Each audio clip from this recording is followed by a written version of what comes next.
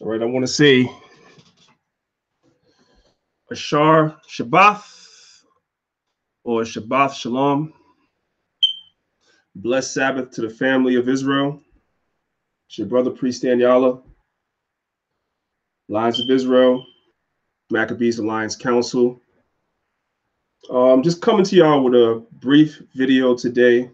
The weather has been really shaky here in the Northeast. It was raining all morning. So we're still trying to see if we can, well, the camp is still trying to see if they can get out there. Normally, I really don't live stream on the Sabbath.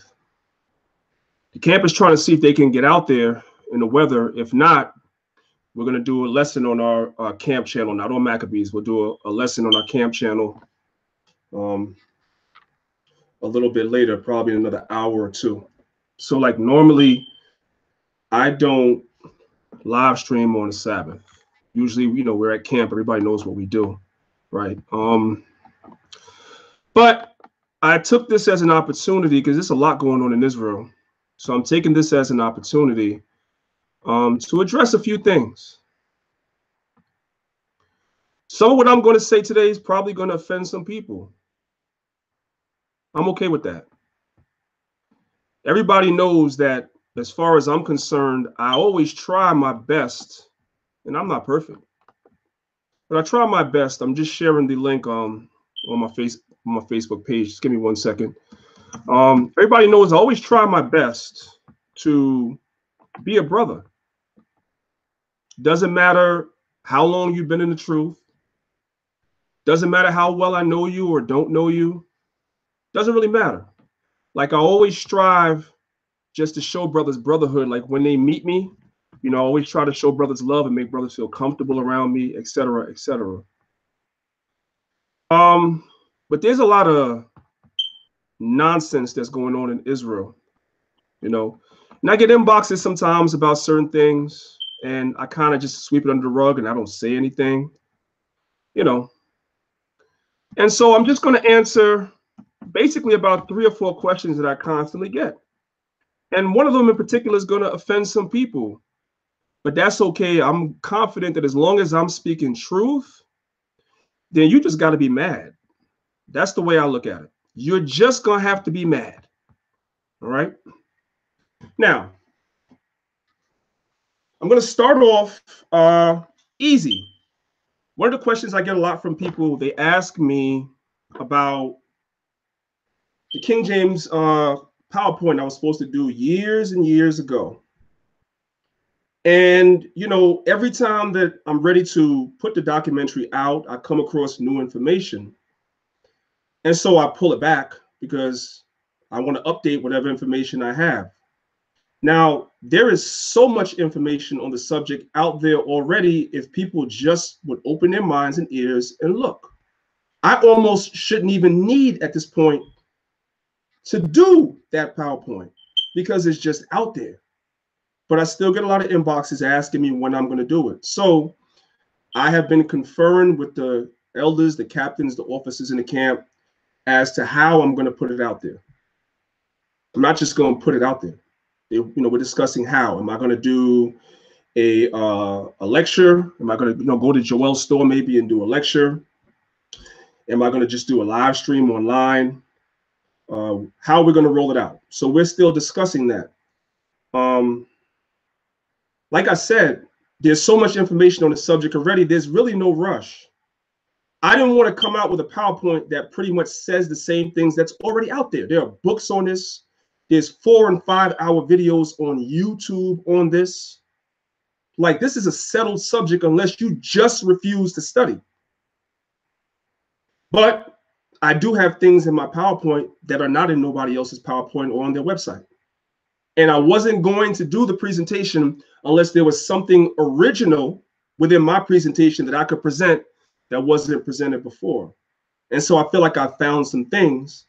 And so now I'm going to go forward with it. I'm not going to put a date on it because I've made that mistake in the past. I put a date on me putting my book out. And then, you know, as a camp leader, 101 things get dumped into my lap. And I have a hard time finishing the book because I have more pressing issues. And the same thing with this PowerPoint. So it will come out. Like I said before, I'm conferring with the elders in the camp. So just look out for that. Just look out for that. You know what I'm saying? And I have some of your favorite characters from the conscious community that's in this. Garfield is in it, since he likes to make mockery about us making this claim. You know, he said, I don't read books. That's the claim. That's the statement that he made last time we spoke. He said, I don't read books. So I made sure I put that clip within the PowerPoint as I pull out a ton of books. All right. So he's in there. Shaka's in there. Reggie is in there. Jabari is in there. Ankh is in there. They're all in there because none of them know anything about this topic whatsoever. So that'll be coming out, family. All right. So I just wanted to, you know, address that because that is one of the things that brothers and sisters have asked me about. All right. Next thing, that conversation that we had concerning RBG Hebrews seems like it done set the whole community on fire. I have seen so many rebuttal videos. I've seen so many arguments on Facebook. It is ridiculous. Not in a bad way, because I've been having this conversation behind the scenes with brothers now for a while. And it was getting so intense that we decided that we wanted to share it with the community. And so we did. And as a result of us sharing it with the community, with the people, it has sparked a lot of conversations. But here's why I'm addressing it. Israelites must learn to disagree, to stand your ground in your disagreement, but not to turn into a nigger. And what I'm seeing is that there's some niggerism that's creeping in because brothers don't agree on the topic of whether or not we're RBG Hebrews. Now it's turning into just straight niggerism in some respects, and I don't like it. And I won't be participating in that. Brothers are free to express their opinion one way or another on a subject, but why must it delve into niggerism? It shouldn't. There shouldn't be no threats being made or nothing because somebody has a different perspective on it than you. That makes no sense. But I'm seeing that. And these other people outside of Israel, that's what they like to see. They want to see us fighting. The Christian apologists want to see us going to war with each other as Israelites, so they could creep in and attack Israel too. The conscious community want to see Israelites go to war with each other. So while we attacking each other, they can attack us too. Okay? The Southern Poverty Law Center wants to see Israelites go to war with each other. They done added mad new camps on the list. I have a video on that if you haven't seen it, right here on this channel. The nations are at war with Israel. Pursuant to the book of Revelation, the 11th chapter, I went into it in the other video. Great fear has fallen upon everybody that sees Israel rising and coming back. That's the bottom line. So while we can disagree, because there's going to be disagreements. When America was being founded, according to what the historians say, the founding forefathers, they had all types of intellectual wars with each other. It was painful to bring forth this wicked behind society that we call America. They went through great pain to do it. So bringing back Israel is going to be painful too. We're going to have disagreements and arguments and all that. And contention. The apostles had that too. When you read Acts 15, they had that too. But it's all about how you handle it. And it should not delve into niggerism, man. Because at the end of the day, after we're done arguing about whether we RBG Hebrews or whatever like that, we still Israelites. And everybody hates us. The Kemetic community, they hate us. Let's keep it real. They hate us. They hate our laws, statutes, and commandments, our more ways, our folk ways, our prophet, and our God. They hate us. So when you're banging on your brother, you better only take it to a certain level and then fall back. The same thing goes with these so-called Christians. They hate you. So while you fussing and banging on each other and ready to go to war with another Israelite over a title called RBG, everybody else outside is sitting back and watching all the bloodletting, you know what I'm saying, and attacking us too, and having a good time doing it. Now, I was asked what my stance is. I thought I was pretty clear. I thought I was pretty clear on the topic. The reason why I didn't say a whole lot during the video was because I'm hosting it. So at the end of the day, I don't want to be super biased because I'm controlling the platform. But I thought I was pretty clear, but people are still asking me, where do I stand? I am not RBG Hebrew. I'm not. A lot of my brothers are, but I am not. Why? Because I don't feel like I need to add anything to the highest name the Father gave me, which is Israel. I don't need nothing else. And when you tell me it's a political platform, when you tell me it's about the principles and stuff, like one particular brother was posting all the different principles of the UNIA and the RBG movement, and I'm looking at these principles and I'm like, all that is already in the Torah. All of it is already in the Torah. So now by me claiming that, I'm being redundant, as though the Most High didn't already give me that. So for me to add the name RBG to my name is redundant. I don't need it. Now you're going to go make 50 videos on that? You're going to call me out on that? Huh? I'm not calling you out on it because you're doing it. I'm just saying I don't need it. That's my stance. And from what I understand, the brothers that's in Lions of Israel, that's our stance. We don't need to call ourselves RBG Hebrews at all. I don't mess with the RBG movement because no matter what its inception might have been, and that's what the argument is, I see what it is today. I see the conscious community has co-opted that flag and made it into everything but what the principles you say it started off for. I see homosexuals that are claiming RBG. I go to conscious events. I see lesbians that are claiming to be RBG.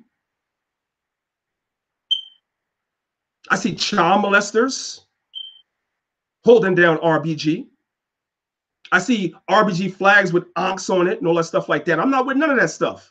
So no, I don't claim it. But if you do, and if you're using the principles that it originally stood for, then fine. Then fine, you do that. But don't make me an enemy because I say I'm not. Oh, because you're a One West Israelite. You brothers that say that sound stupid. I must keep it a fact. You sound stupid. Oh, you claim to be One West. No, I don't. That's where I come from. I'm gonna get to that in a minute too. I got a lot to say about that. That's the part that's gonna offend niggas. But I don't claim nothing but Israel. And the brothers I fellowship with and teach with, we took on a moniker for our brotherhood or our assembly, which is Lions of Israel, but that's not my nationality. Lions of Israel is not an ideology or my nationality. That's just like a nickname or a moniker that we put upon ourselves because we labor together. Just like the Sons of Thunder when you read the New Testament, as was brought out by Brother Michael, which was a beautiful, beautiful, beautiful post. And it was a dagger, it was a cut. And by the way, Christ called them that. So I'm not claiming anything but Israel, period. That's my nationality. That's it. That's all I need. So I just wanted to say that. I want to be clear. So nobody else should be asking me where I stand. But I'm not being contentious about it either. Like you don't see me really on the comment boards or anything banging like I see a lot of brothers doing. What's the point? What's the point? Then there's this whole, now I'm just going to talk to One West Israelites. There's this whole contention that we're fighting amongst each other now. I'm hearing, oh, that brother's not a One West Israelite. Well, first of all, let me just say this. And I've told this story so many times, but I'm going to say it again. I don't need any validation from anybody as to what my inception in this truth was, what I am, and what I represent. I don't need your approval. I don't care who you are. Understand that. Let me show you something.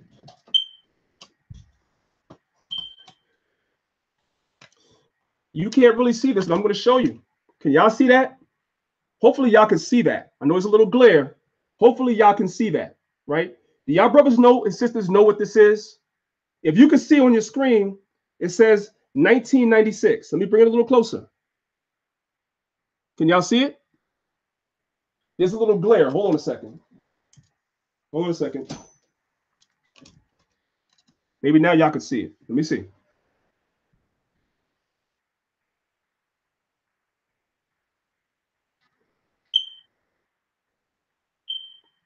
Okay. I know it's a little glare, but you should be able to see it, right? Now there it is, right there. Now you can see it. Now you can see it, right? This is my certificate of graduation from the Trooper program at One West. And y'all see the bottom line, it says April 96. And at the bottom, you see the signature there from Marshall, who at the time was the head of One West. Now, I know, brother, oh, see, it says King Marshall. I'm not going to talk about that today. We can argue about that another time. But I'm just showing you, brother, something.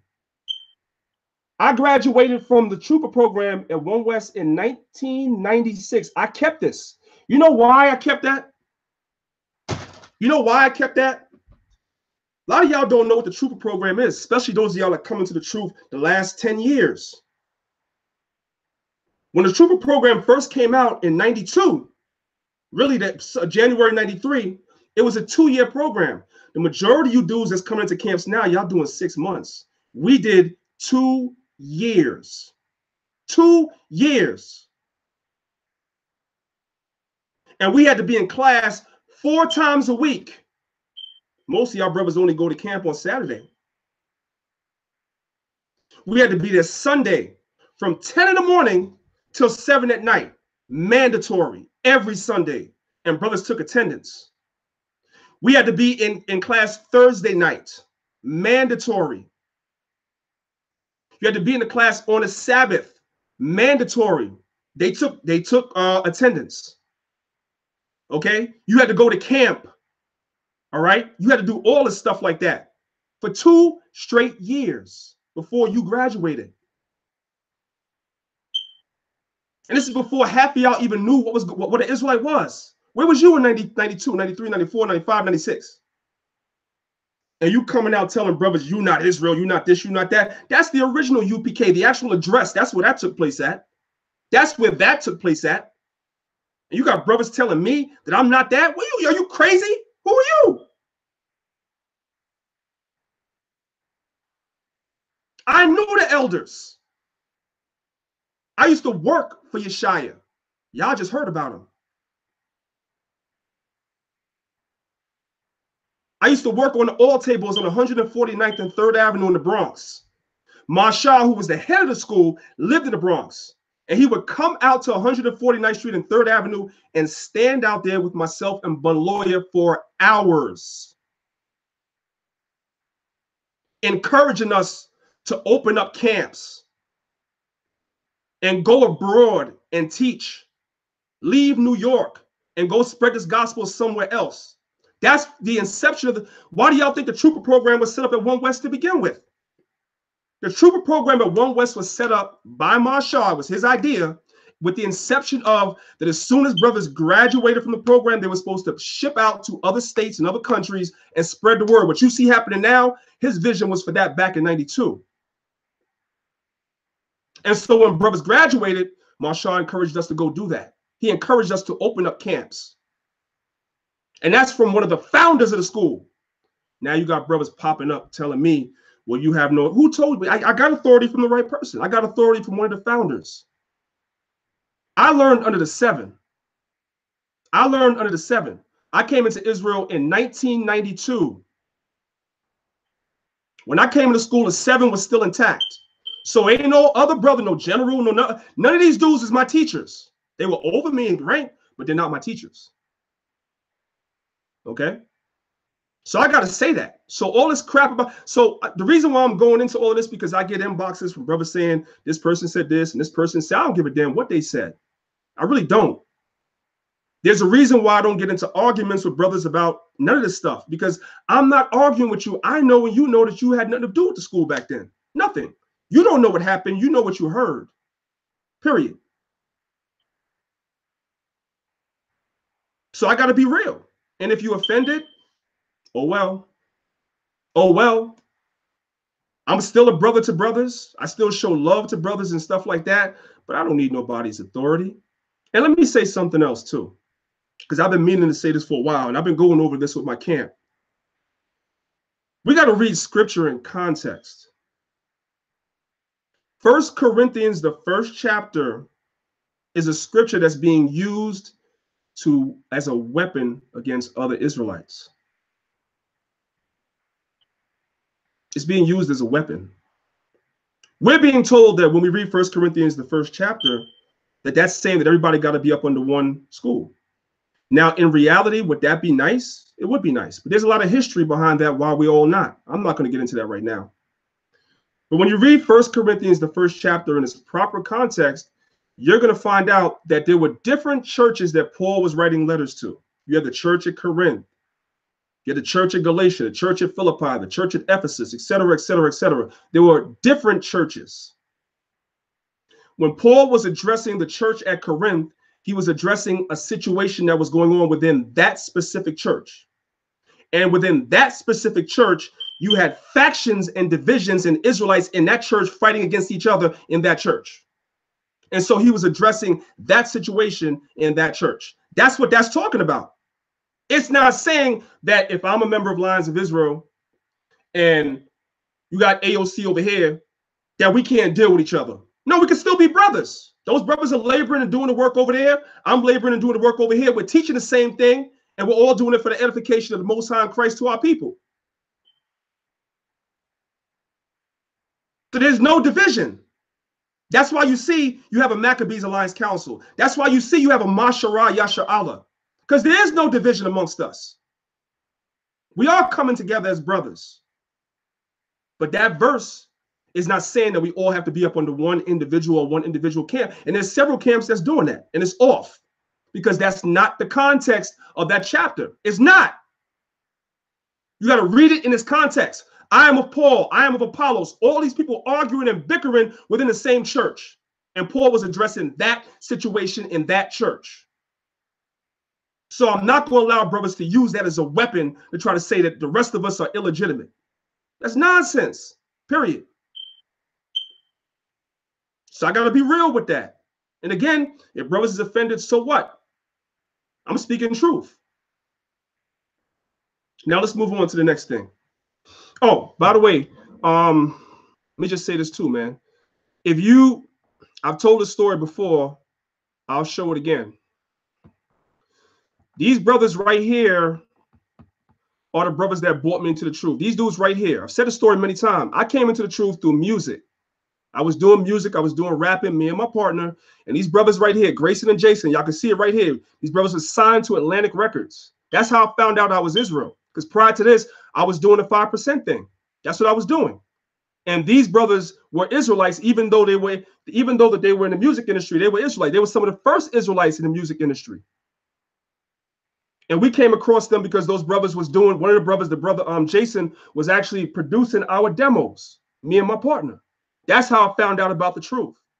This is like, these brothers came out. See right here, these brothers was out in 91. And I came into the truth in 92. You see? So that's how that happened. I just want to say that. I've told that story before, but I'm showing you, I'm giving y'all history now, right? Let's go on to the next thing. And this is going to be the last thing, and I'm going to end it. And like I said, I know the comments is going to be fast and furious. I'm pretty sure brothers is going to be mad that I said what I said, but I spoke truth. So you just got to be mad, you know, got to get over it. I get a lot of questions about Banlawaya, right? First of all, I'm in possession of a lot of videos of Banlawaya that have never come out. Y'all don't have. I have them. They're on VHS. That shows you how far back they go. They're on VHS. I have to purchase a VHS player and the program to convert it. I could go to, you know, like Staples or somewhere and do that too, but they charge too much money and I have a bunch of them. So I'm going to buy the program myself, and I'm going to convert some of those and I'm going to put it out because a lot of y'all have been asking. A lot of brothers really also don't really know what was up with the brother, like how he passed, none of that stuff like that. Y'all hear a lot of rumors. So I'm going to give y'all the abbreviated version of my relationship with the brother and how he passed. And it's going to give you a very, very abbreviated version because, again, you hear a lot of stuff online, and I'm like, well, where do brothers get this? I met Banlawaya in 92. I met Banlawaya on a Friday night standing outside of 1 West West 125th Street, he was always the first person online for Friday night class. He was always the first person online. You know, so I would get there and we would talk and stuff like that. A real cool brother. And he and I kept a friendship throughout the years. Throughout the years, we were close. You know, when the school split, you know, he and I remained close. And himself and Zabak, they're the ones that founded that House of Israel camp that y'all see. And them brothers held down Times Square after the school split. Nobody was going out really teaching much no more in the streets. But them brothers kept and held down 45th Street. And I used to go out there with my camera. A lot of that old footage is from my camera that I used to have. I used to be right out there with them, filming that stuff. Okay. Sometime around 2000, give or take, Banlawaya had gotten real sick and was in a hospital and was about to die. This is like 2000. He got really, really, really sick. And from that time on, you know, the brother was a little bit, you know, he was on a lot of medications and stuff for his heart. So I would say around, I'm skipping a lot of stuff. I'm just getting right to the point because I get a lot of questions about, you know, how the brother passed away. Around, I'm going to say around early 2010, the brother was getting admitted to the hospital like once a week. Like once a week, he was getting admitted to the hospital. And he really couldn't do for himself.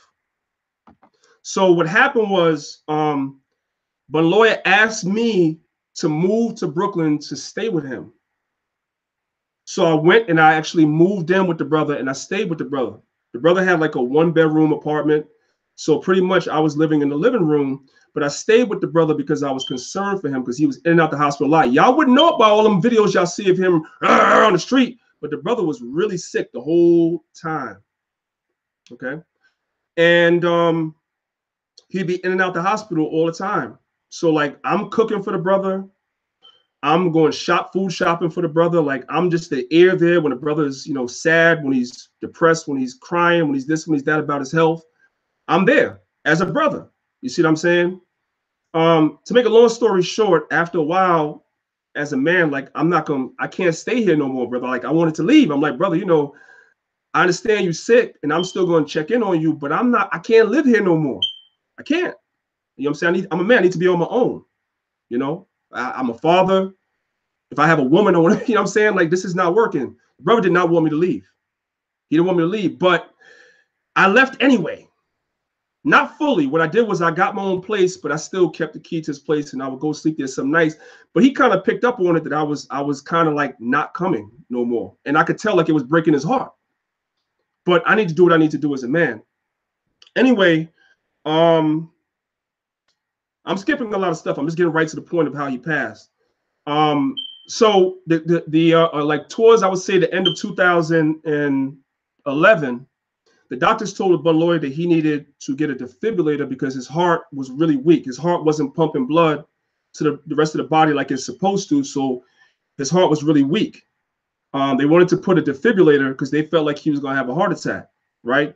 The brother didn't want to do it, so he sought counsel from his wife at the time, myself, the other elders in the camp members, whatever like that, and other brothers outside the camp. He sought counsel, and he wound up having the defibrillator put in his chest, and you know, it didn't really seem like it helped him because he still was in and out the hospital. Even with the defibrillator, it wasn't pumping blood the way it was supposed to. Like, well, defibrillator actually doesn't pump blood. What it does, it'll shock the heart back into beeping if you have beating if you have a heart attack. That's why they gave it to him. But his heart was just really, really weak, so he's in and out the hospital. So to make a long story short, like I said, I wasn't staying there every night no more. Like I would stay there maybe twice a week. So he kind of picked up on that I wasn't living there no more. I kind of just moved out without telling him because he didn't want me to move out. So it was a Sunday night. I had just come home from work and I had moved to the Bronx. So I was like way on the other side of New York from him. And the brother called me and said, you know, I'm hungry. I really don't have nothing in my fridge. Could you come and go food shopping for me? So I told Bun, I'm like, you know, brother, it's like 8 o'clock at night. By the time I get to Brooklyn, at the time I didn't drive, everything's going to be closed. I ain't going to be able to go food shopping for you. You know what I'm saying? I'll come tomorrow. You know what I'm saying? So he's like, you promise? I'm like, yeah, I promise, bro. I'm gonna come tomorrow. So I went to work, left work, went to Brooklyn, got to Bun's house. Me and him was talking. He gave me his his money, and he said, yo, he gave me the list of foods that he wanted me to go food shopping for. So I went outside, went to the supermarket, which was a couple of blocks from where he lived. I did his food shopping for him. Came back, food shop for the brother. When I got back, the brother couldn't even eat the food that I brought. He was that weak. He was just all jacked up, right? He was just that weak. So we're sitting in the living room and we're talking, and he said to me, he's like, he's like shedding some tears. He's like, yo, Dan, I want to teach, man. I want to get back out there and teach with y'all. I want to teach with y'all because at the time, you had Israelites that was banging on other Israelites about brothers not going in the street, not knowing what a brother was going through, you know? And so myself and, Elder Zahab at the time and the other brother, we told Banlawaya, we gonna hold LOI down. Don't worry about it. We got this. You just get better. He's like, nah, you don't understand. I really, really want to teach, brother. Like I really want. The brother had a passion for this truth. Everybody knows it. You just look at the videos. Get a passion for this truth. So he's like, Dan, I'm tired. I'm gonna go lay down. I'm like, cool. He's like, you ain't gonna leave, right? I'm like, I was gonna leave too. I was gonna leave when he went to sleep. He's like, you ain't gonna leave, right? I'm like, nah. I'm like, nah, no problem. I said, I'm gonna work on some videos for the camp. So I was like, yo, give me your computer. I'm gonna do some video editing and put some videos up for the camp, whatever. You don't worry about it. You get some sleep. So he went in his room, he closed the door, and the cord for the internet was, stretched out of his room into the living room. So when I tried to get online, it wasn't working. I couldn't get online. So I shouted out to him, like, yo, I can't get online. I can't get on the internet, whatever. I said, fix the wire. So he said, all right, con. So I waited a few minutes. The internet wasn't working, right? I called the brother again. I'm like, yo, the internet is not working. What's up? Brother did not answer me. He didn't answer me. Now, I got to go back a little bit. There were times when I would call Bun, when I was living there, he wouldn't answer me. I would just barge into his room and he would curse me out. He barged into my room, whatever, right? So this time I called him and I'm like, yo, Bun, the internet's not working. He didn't answer me. So I started thinking, I'm like, man, I'm going to barge into the damn room and he's going to curse me out again. The man said he want to sleep. I'm like, to hell with it, man. So I laid down on the couch and next thing I know, I was knocked out. Now me, I'm used to Bun getting up in the middle of the night because he got to go through the living room to go to the bathroom the way his apartment was set up. So I'm used to him barging through the living room with his damn Godzilla heavy feet, boom, boom, boom, and waking me up. I'm used to that. So when I wake up at 3 o'clock in the morning and that brother ain't come out of his room, I'm like, okay, right? So the spirit said to me, check on him. F it, check on him. So I'm calling him. I'm knocking on the door. Boom, boom, boom, boom, boom, boom. No answer. No answer. Boom, boom, boom, boom, boom, boom. Bun, you okay? No answer. I said, and opened the door. And the brother was laying back on his bed. He had, I'm saying, he was gone. His eyes was wide open. He was looking up at the ceiling and he was clutching his heart. He was gone. You know what I'm saying? And I don't know, y'all might think I'm crazy and everything, but when I walked in that room, I felt the presence in there too, man. I don't know, I don't know what the presence was. I ain't gonna get spooky on y'all, but there was a certain energy in that room that I just had to get out of there because it was like, wow. So, I called 911, the fire department, the police department came. They performed resuscitation on the brother, but he was already gone. I knew that the minute I saw him. They saw all the Israelite stuff, even with the white men. They came in the apartment and saw all the Israelite stuff, so they knew who we were right away. You know what I'm saying? The coroner comes, they knew we're Israel, so they knew right away they had to do things differently because we're Jewish, whatever like that.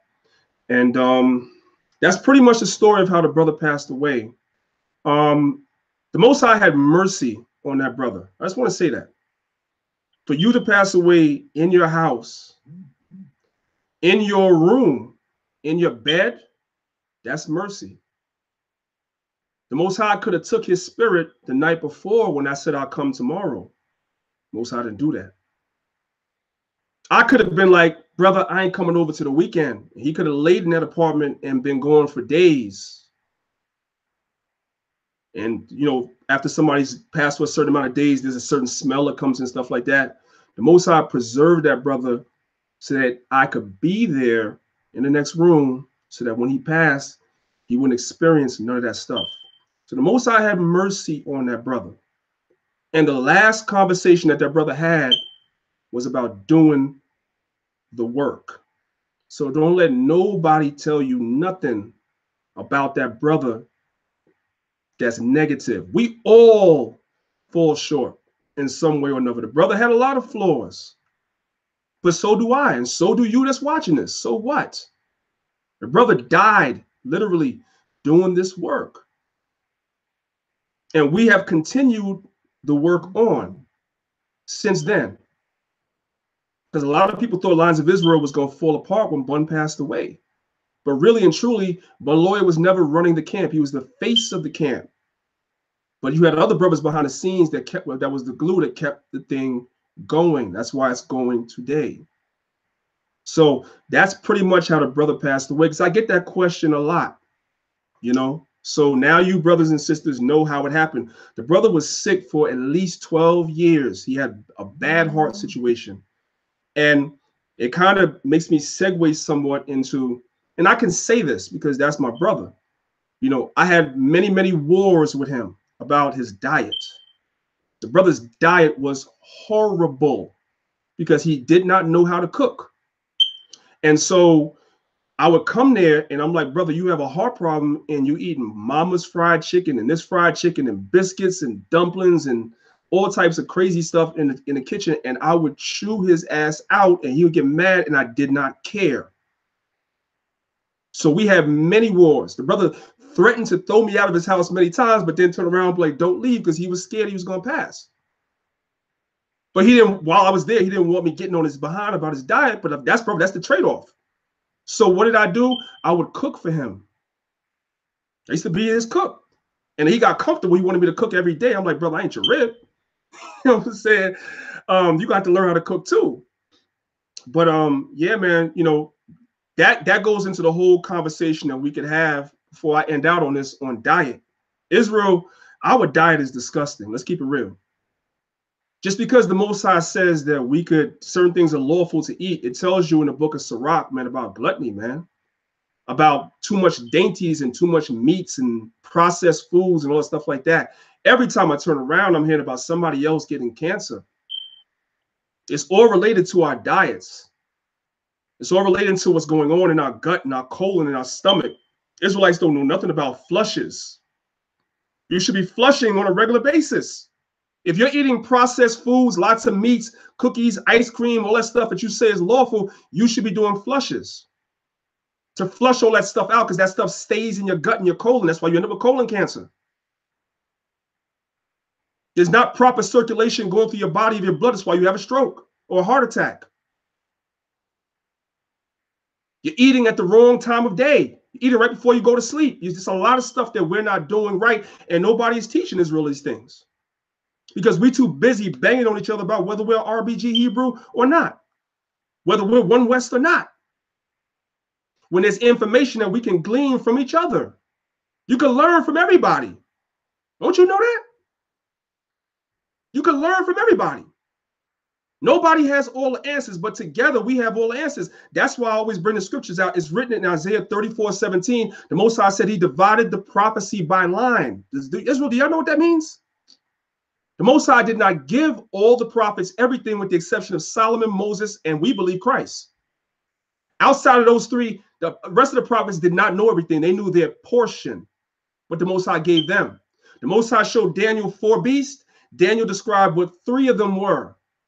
The 4th beast, he described it as dreadful and diverse from all the others, but he didn't name it or ascribe it to being any type of animal. Who did that? Ezra. When you're reading the Apocrypha, he said the 4th beast is the eagle. So that's dividing the prophecies by line. Daniel had his portion. It was a lot. The Most High gave him a lot. Ezra had his portion. Isaiah had his portion. Jeremiah had his portion. We put it together now, we have the vision. So if it was so then, how is it not so now? You can learn from everybody. So all this banging and back and forth nonsense that goes on in Israel and bickering and tearing each other down, while our enemies sit on the side and they enjoy that and laugh at it. In my live stream the other day, when I was showing how the SPLC put my camp on the daggone hate group list on their damn website, the Southern Poverty Law Center, you had a Black Christian female that came on there and said, praise Jesus. Why? Because they like that. They want to see their brother get torn down. That's okay, though. We expect that. We expect that. But that's what they want to see. They want to see this whole Israelite thing go away. But it's not going nowhere. The cat is out the bag. That's it. So we have to learn to be more, more patient and more understanding and more forgiving with each other, man. And learn to be brothers and sisters. And the brothers and sisters that don't want to be brothers and sisters, to hell with them. Because they're in the way, and the Most High is going to move their behinds out the way. And if I ever get on some stuff where I don't know how to be a brother or a sister to you brothers and sisters, the Most High going to move me out the way too. Doesn't matter how much time I put in. Because this nation has to come back in righteousness. And the two greatest commandments our Lord told us is to love the Most High with all our mind, body, and spirit, and love each other. Love your brother as you love yourself. That's many levels. That's that whole moral and civil law. Many, many, many commandments. Many, many, many laws. And that's what we need to be doing. Stop tearing each other down over nonsense, man. There's a lot of things that I can say about a lot of people in Israel, and I don't. How many videos with my name in it are out there with people disrespecting me? And what do I say? Nothing. When I see those brothers, you know what they do? The ones that talk SHIT, when I see them, they're the first ones to run up and be like, Shalom, bro. I've been watching you for a long time, bro. You know what I'm saying? So I don't even take it as nothing. I don't even take it as nothing. It's nothing, man. They spoke evil of all the prophets. I'm not saying I'm a prophet or not. That's up to the Lord. But I do know I've had a major impact in this truth. I know that. On this Israelite thing being propagated, I know that. I put in, I ain't gonna say I put my brick in, I put in several bricks. That's just a fact. So it doesn't really matter what people think about me or whatever. It doesn't matter. You know, I'm not going to render evil for evil or railing for railing. I'm going to do this work, man. I want to make it. And my seat is not guaranteed until, you know what I'm saying, the Lord gets here. My seat is not guaranteed. So I don't give a damn about nothing else, yo. So I just wanted to speak about those couple of topics real quick, because I get those a lot. And, you know, sometimes I guess when I've answered them in different videos, people have never seen the answer. So they come back to me and ask me again, so forth and so on. So hopefully I answered y'all questions. And like I said, I know based on what I said, especially about the whole, you know, One West thing, I know a lot of brothers is going to be upset at me about that, but I spoke no lies. I spoke no lies. I spoke the truth. You know what I'm saying? I put my brick in, I did my time. And I was told by the elder to open up a camp, and we did. And we're doing the work. And that's that. All right. So before I get out of here, we'll come over to the comment boards and see what's going on over here. Shalom to everybody that's on the comment boards. Anava Kahan, I see you. Blessings to you. GMS Rebuker and Tempter, I see you. Blessings to you. The two greatest commandments, blessings to you. You know, yeah. GMS Rebuker and Tempter says that a lot of brothers still have that old man in them. And it's true. A lot of brothers still have that old man in them, you know. And brothers have to really repent. You know, a lot of Israelites are unrepentant. You know you Israel, but you unrepentant to Israel. GMS giving all diligence, shalom to you, Lord. A lot of Israelites are unrepentant. You haven't repented yet. You still have a lot of that leaven and that old man in you. And so you bring that with you into the truth. You know what I'm saying? Like, I be watching and seeing, man, where 1 minute brothers are having a disagreement. Next thing a nigga's talking about what they did when they was in the world. Like, who cares what you did when you was in the world? When I was in the world, I did this, I did that. You don't know me. I was down with this gang, that gang. What kind of niggerism is that? Who cares? I know people that did some real stuff in the world and you would never know, because they ain't going to tell you, because they're really ashamed of what they did in the world. When they was in the world, they know they was in darkness. They're ashamed. They don't want anybody to ever know that they was doing that sort of negativity in the world. Why would you bring that into Israel and have to remind people what you did in the world? And second of all, we wasn't witness to it, so you could be lying. So just leave it where it is and just do the work, and that's it. It's a great work to be done out here right now. If you believe in the New Testament, the Most High said that this Israel's going to be woken up through the foolishness of preaching. I keep saying that. The Most High could have just snapped his fingers, for lack of a better word. You know, the Most High could have snapped his fingers and brought Israel back. Just like that. Boom. But the Most High set it up this way. Well, we have to preach and teach this gospel. And when you read Revelation, the 7th chapter, the Most High said, he told the angels to hold back the 4 winds of destruction until the Most High has sealed the 144,000. And that's going to be done through preaching and teaching consistently without fail. And that's what we need to be doing. But it's come to a point now in Israel where we become what I call argue-lights. Everybody want to argue all the time with no works. And then I click on your page, whether it be on Facebook or YouTube, to see what type of works are you doing. And I don't see nothing. But you're critical of me and telling me this, that, and the third. Like, come on with that nonsense, man. It's ridiculous. It's ridiculous.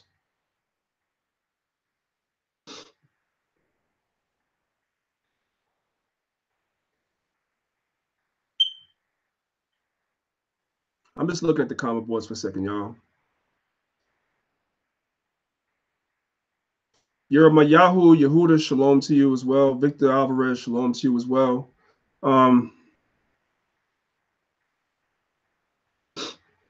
Leo Grow, Girous. I don't really know how to pronounce that. I apologize. I will do a show on Romans, the 11th chapter and the 26th verse, or Romans 11, period. Romans 11 is a mystery. Romans 11 is a mystery. All right. That entire chapter is talking about Israel. The entire thing is talking about Israel. The branches that were broken off and grafted back in, that's all talking about Israel. So I will definitely do a breakdown. I won't do it on Maccabees. I won't do it on Maccabees because Maccabees is pretty much like our Israelite platform just to discuss things in general. If you need that lesson, you can come to my page, Priest Danyaahla Uncut, or you can go to our page, Long Live Yahweh Shai. That's our camp page. That's one of our camp pages. You can go to that page. Just stick with me, bro.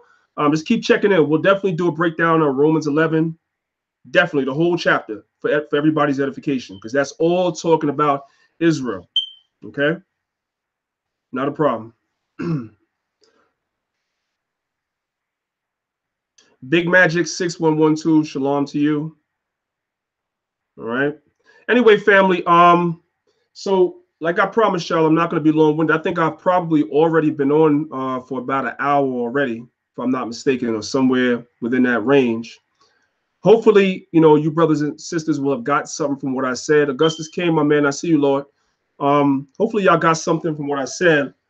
And we're still looking at the weather here to see what's going on with the rain and stuff like that. But if we're not able to get out there in the street because it's really like a torrential rain outside, then what's going to happen is you'll see us on our YouTube page, My Camp. You'll see us on our YouTube page, Long Live Yahweh Shai. We'll be doing a class on there today. Let me ask y'all Israel something.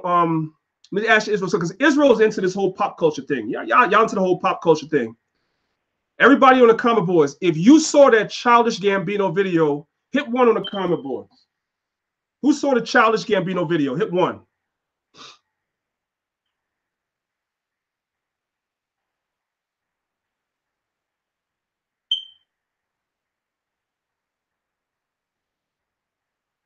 So Ivanka Hunt hit 1. Victor Alvarez, Meeks Live, GMS Give All Diligence hit 1. Yeah, I'm going to talk about that because there's a lot of symbolism and stuff in that video, family. There's a lot of stuff that's going on with that video. If you check it out, right? I don't know what y'all got from it. So, like I said, we're going to go live on my other channel, Long Live Yahweh Shai, in about an hour or two. Y'all can come over there. We can talk about it amongst other things. We're going to talk about Trump, prophecy, like everything. But I'm going to say this, right? If you check it out, every time an act of violence happens in the video, what is this dude singing about? Money. They dance. In other words, Negroes is just hoppity, skippity, dancing, acting like a fool no matter what the hell is going on in the world. We are oblivious to everything. There's a lot of symbolism in that video. All niggas talk about is singing, dancing, and all that stuff. While real stuff is going on in the world. It's crazy. At first, I didn't get it. Like, I watched the video, I didn't get it. And because, now I'm gonna date myself, I'm not really with the new style of rapping, the way dudes be rapping nowadays. So I was like, you know what I'm saying? But I went back and I watched it again. And I'm like, you know what? There's a lot of symbolism in that. So we're going to talk about that a little bit. Somebody asked me, what do I think about Mr. Hebrew 1? I may be familiar with him or not. I don't know. So I'm going to have to go back and see exactly what he is before I can tell you what my opinion on him is. Somebody else asked something else. Somebody asked to give the links to the other page. Okay. Give me a second. Give me a second. I'm going to put the link for our YouTube page. I'm going to put the link for our YouTube page in the chat.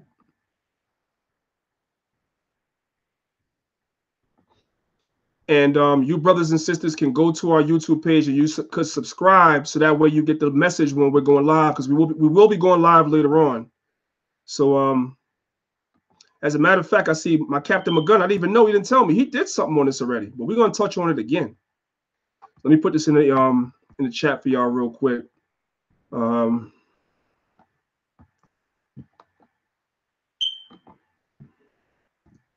let me say one other thing too, real quick. Let me say one other thing too, real quick. And this is gonna offend some of y'all too, but that's okay.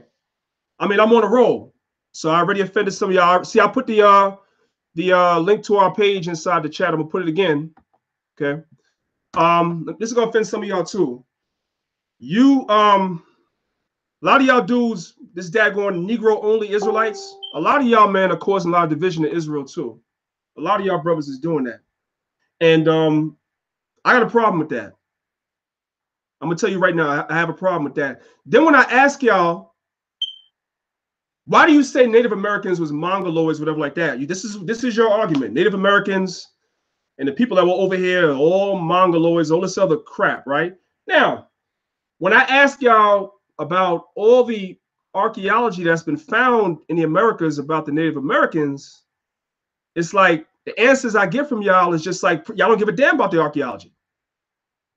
You just don't give a damn about it.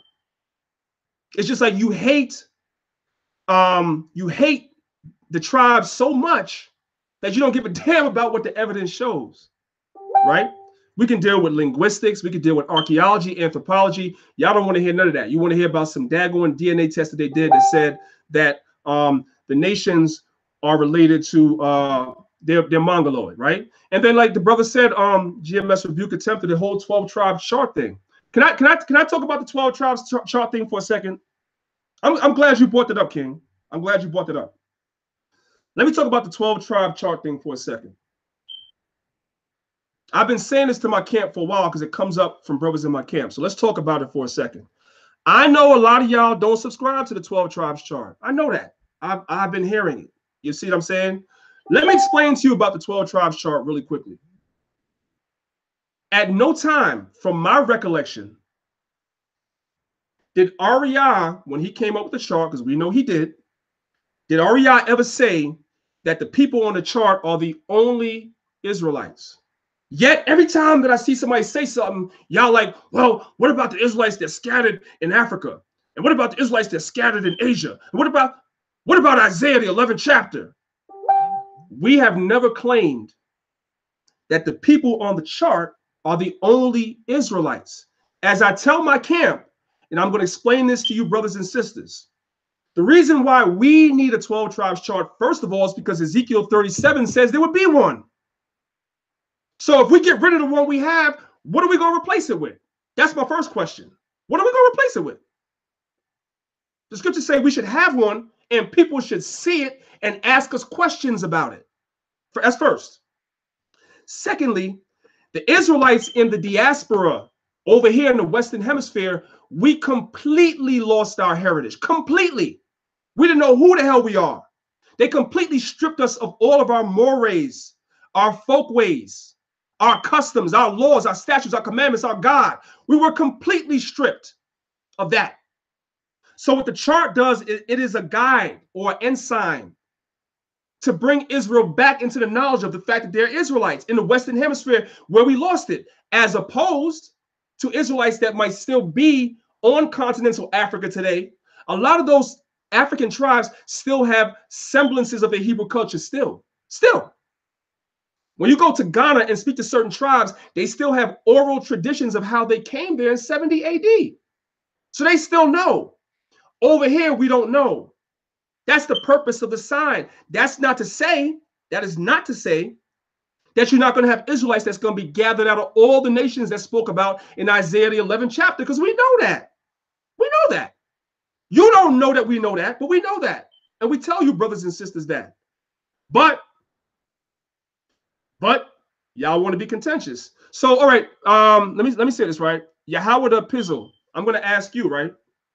You say Native Americans are not Israelites based on what? What do you base that on? I'm going to wait for your comment in the comment board. What do you base that on, the fact that they're not Israelites?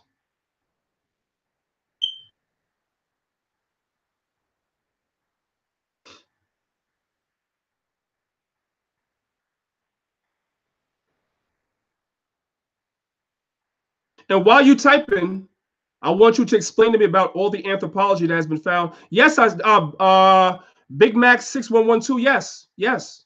Of course, you have Israelites amongst the not all the Nigerians are Israelites, but of course, 100%.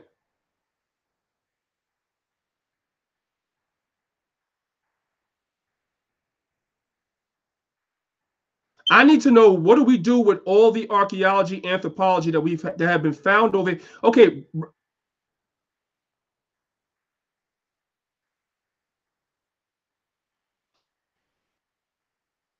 Okay, the brother Yeremahu says the Virginia courts ruled natives as Negroes before those that got off the boat in the year 1865 in Virginia. Very good point. Okay, Yahweh Pizzle, your response is because Native Americans wore plates on their lips that they're not Israelites?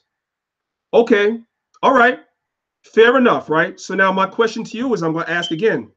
They find Hebrew scrolls amongst the Native Americans. They find stones with Hebrew writings amongst the Native Americans. They found coins with Hebrew writing amongst the Native Americans.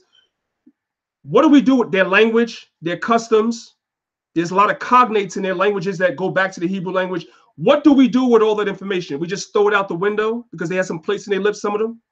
That's how we do scholarship now? That's how we do scholarship?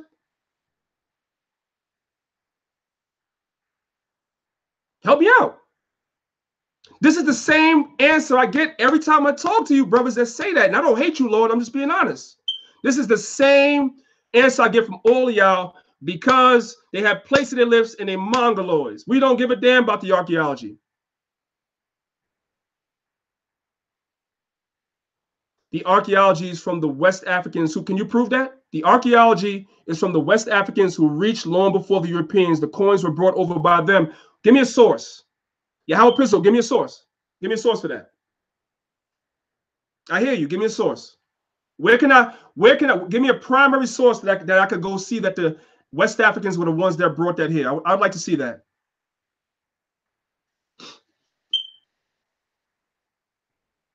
You name it. So you said Mansa Musa and Baraki. Okay, but I want you to give me some sources. I want you to actually prove it. I don't want you just to tell me about it. Prove it. And then what about the cognates in the language amongst the Native Americans that go back to Hebrew? What about their marriage customs that go back to Hebrew? What about the fact that they were keeping Passover over here? What about all those things? You do know they was keeping Passover over here, right?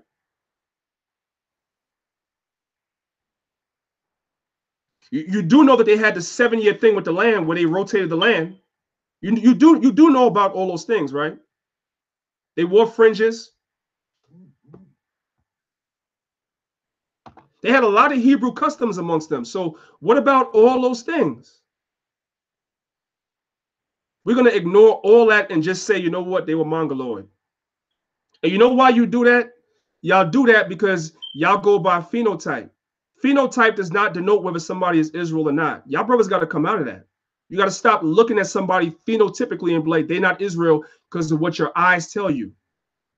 Because that's not true.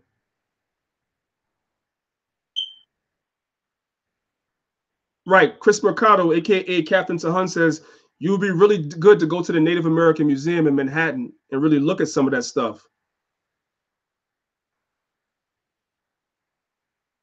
Okay, brother, I hear what you're saying, but Yeramahu, good point, good point. You know, the thing is kind of moving a little fast, so I'm not going to be able to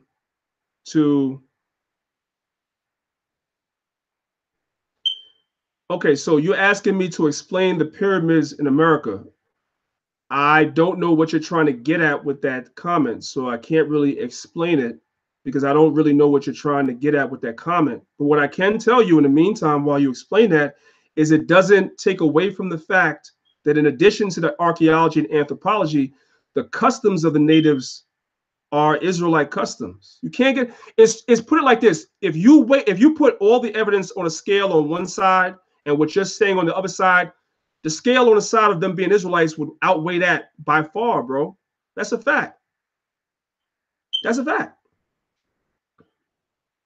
And as Elder Zahab said, the brother Pickaside or what else, phenotypism leads to colorism amongst Israelites. We start looking at people's complexion and be like they're too light skinned to be Israelites. Their hair is too straight to be Israelites. Like, what are we really doing? This is why there's so many problems amongst the Israelites.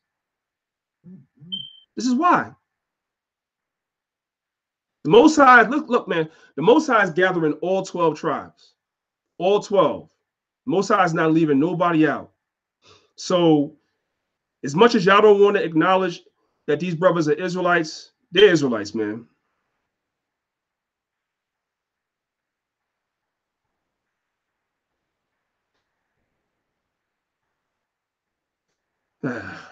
Brother.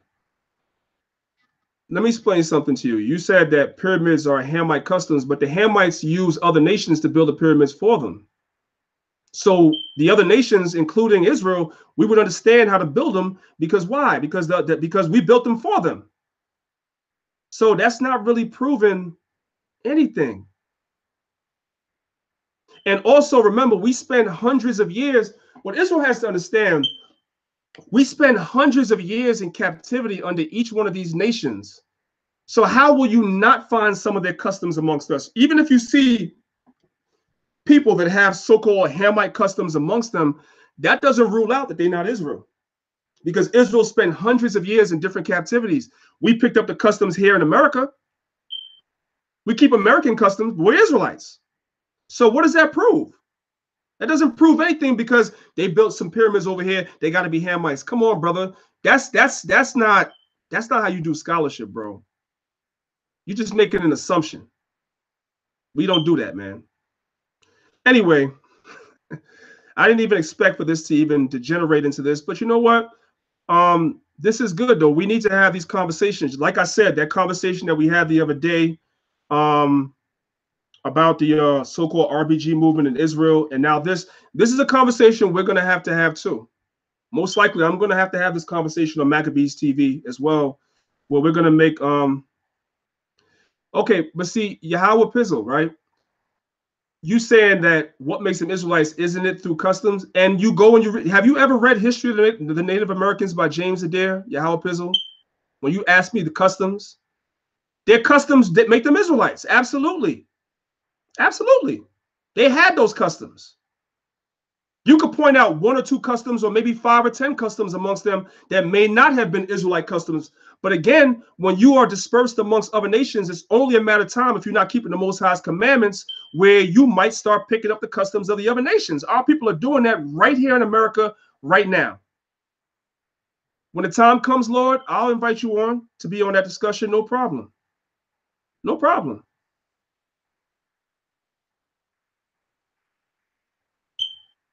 But we cannot exclude our brothers, man. We can't exclude our brothers.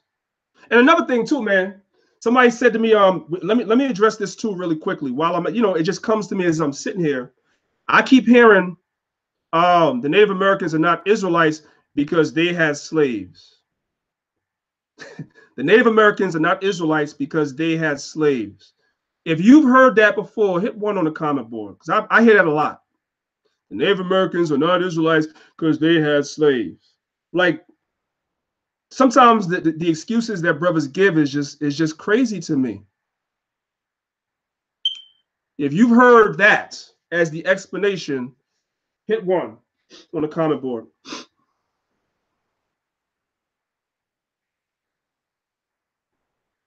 Everybody's heard that. Here's the deal. Here's the deal. There are 500 federally recognized Native American tribes. There are 500 federally recognized Native American tribes. Out of the 500 federally recognized Native American tribes, only 5 tribes had slaves. Let me say that again.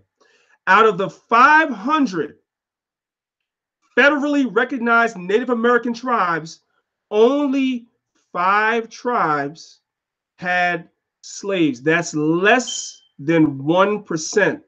That means 99% of the Native American tribes never had slaves. So you cannot use that argument. Can't use that argument. Sorry. So y'all have to come up with something else. Now I said this before to somebody the other day on one of my a conversation that we were having. I never said, well, let me not say I, because I didn't come up with this with the 12 tribes sign. I didn't come up with that. It was never taught by the elders that everybody in Central, South America, and the Caribbean are Israelites. Like, who taught that? When you see the 12 tribe sign and you see Argentinians and Chileans and Brazilians and stuff, in your small world, you say, we're saying that everybody in Brazil is Israel and everybody in Argentina is Israel. That would be stupid. We know that you have Spaniards down there. You have Portuguese down there. You have Russians down there. That dude, Don Francisco from Gigante Sábado, whatever the hell the show is on Telemundo, that dude's family is Russian. You have East Indians down in Central America. We never said, or the elders never taught, that everybody down there is Israel. No, y'all say that. We don't say that at all. So again, if you're going to criticize or critique what's being taught, the first thing that you have to do is you have to ask some questions and find out what's being said. A lot of brothers are just argulites. You just want to have an argument. That's all. Nothing more, nothing less. You just want to have an argument. You just want to be right. And then when I decline getting into arguments and debates with y'all, oh, you running, you scared. No, I just don't have time. There's real work. There's real work that has to be done. Real work. Arguing and fussing with each other about stupidity is not real work. All right. Anyway, I appreciate y'all brothers and sisters coming in on the Sabbath. I hope everybody's having a peaceful Sabbath. Shabbat shalom to everybody. Yeah, we about to get some work in for the Most High now, because I'm just sitting here pretty much ranting a little bit. I kind of just wanted to interact with y'all a little bit. We'll definitely get back at this again. We'll definitely get back at this again. All right. I'm going to put it one more time in the chat. My camp and I, we're going to have like another little live stream on our camp channel a little later. Most High will. So we'll be back with another show. Ben, yeah, I mean, yeah, my apologies, Lord. It's been a long week. I know you said you emailed me, and I really do apologize about that. It's been a long week. I definitely got to get at you today. I'm going to check my email as soon as I get off and get back at you. Definitely. All right. We'll be back next week on Maccabees with another live stream. Pick something good to talk about. Everybody have a peaceful day. Stay safe. Yeah. All right, Jonathan Parker. I'll get that information to you next. If you're on the next live stream, I'll definitely get that to you. All right, I'll definitely get that to you. All right. So with that, I'm about to end out. Yahweh Shem Yahweh Shai Baruch Thumb to everybody. The Most High, in the name of His Son. Blessings to you all. It's your brother Priest Danyaahla. I say shalom.